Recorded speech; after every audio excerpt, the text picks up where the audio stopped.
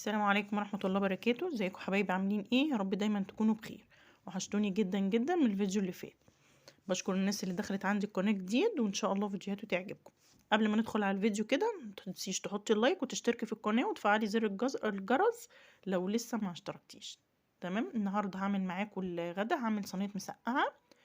قبل ما ندخل كده على الفيديو، عملت الاول فطار كوباية شاي، وكنت عاملة شوية قراقيش، وكنت عاملة ساندوتش. تمام. هقعد افطر وبعد كده اعمل ايه المسقعة.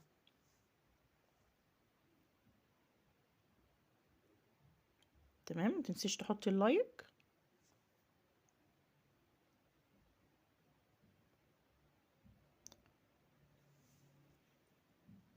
هنا بقى حاطه طاسه فيها زيت على النار، هستنى الزيت يسخن، وكنت مقطعه البتنجان.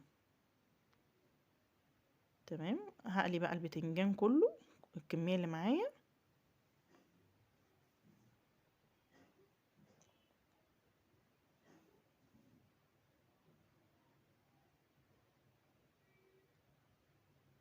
تمام. هحط كل الكميه اللي معايا بقى واقليها. انا هقلي بتنجان وفلفل. تمام. خلاص، انا نقلت البتنجان على عين تانية عقبال ما يتقلي عشان اعمل التسبيكه بتاعه المسقعه. حطيت صينيه فيها معلقتين زيت. تمام. هنزل عليهم بفصين توم.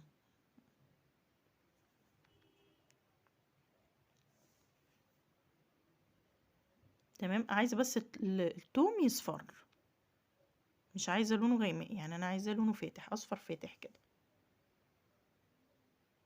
تمام. بضرب بقى طماطم في الخلاط، ده اللون اللي انا عايزاه. اهي ضربت الطماطم في الخلاط ونزلت عليها. هحط بس شويه ملح، وهحط معلقتين خل بالظبط. الخل بيخلي المسقعه تحفه. تمام. بس هي كده المسقعه خلصت، يعني ما فيهاش اي حاجه. بقلي البتنجان والفلفل، اول ما يخلصوا هحطهم على الصلصه بعد ما تتسبك، وهتكون المسقعه خلصت معانا. هوريكي شكلها.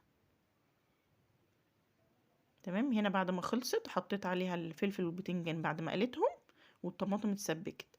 تمام. ده شكلها النهائي. يا رب تعجبكم، والسلام عليكم ورحمة الله وبركاته.